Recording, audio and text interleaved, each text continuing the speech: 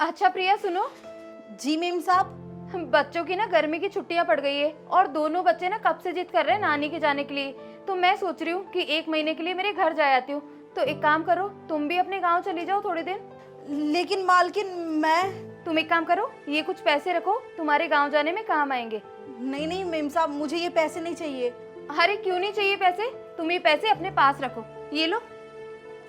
लेकिन मेम साहब, मैं गांव जाके क्या ही करूंगी। तुम एक काम करो, जल्दी से ना अपना सामान लेकर आओ, मैं ही तुम्हें बस स्टैंड पर छोड़ दूंगी। ठीक है मेम साहब, जैसा आपको ठीक लगे। चलो बच्चों।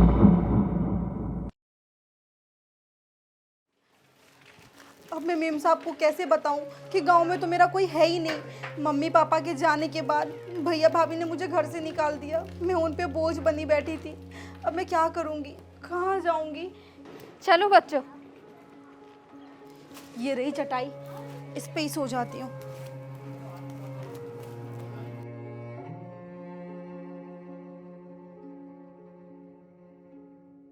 अरे बेटा, मैं सारी चीजें लेकर आ गई और देखो ना, जो सबसे मेन चीज है वही भूल कर आ गई।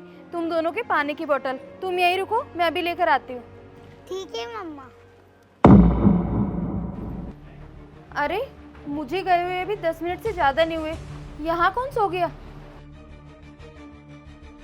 प्रिया, तुम यहाँ सो रही हो? मेम साहब, आप तो चली गई थी ना। तुम मेरी छोड़ो, तुम ये बताओ, तुम तो अपने भाई से मिलने जाने वाली थी और तुम यहाँ सो रही हो। वो मेम साहब, वो क्या है ना। मुझे समझ नहीं आ रहा कि तू इतनी घबरा क्यों रही है। मुझे ना तेरी हालत देख के ठीक नहीं लग रहा। तू अंदर ही चल।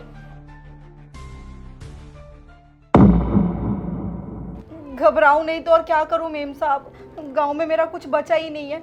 आपको पता है, गांव में ना मम्मी पापा के जाने के बाद मेरा अब कुछ भी नहीं रह गया है।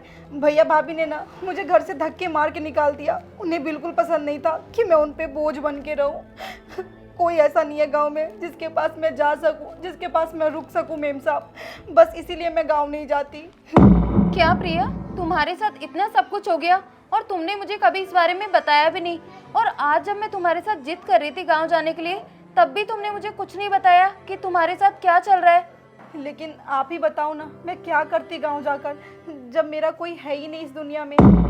अरे प्रिया, तुम ऐसा क्यों कह रही हो कि तुम्हारा इस दुनिया में कोई नहीं है? अरे हम लोग है ना तुम्हारे अपने।